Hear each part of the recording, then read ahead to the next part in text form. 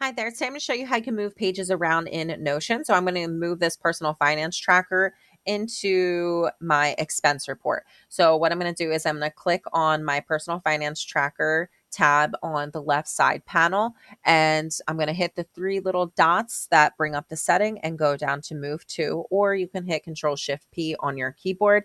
I'm going to hit move to, and once I do that, this little area is going to populate.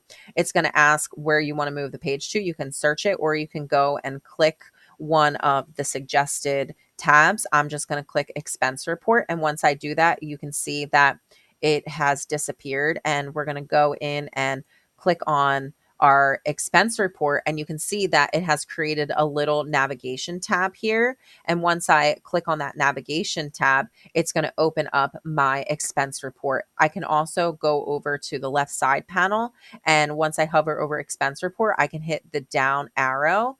And once I hit the down arrow, you're going to see that this page is inside of this page. And that is how you move pages around in Notion. If you found this video to be helpful, please check out my other videos. You might find those to be helpful too. Thanks.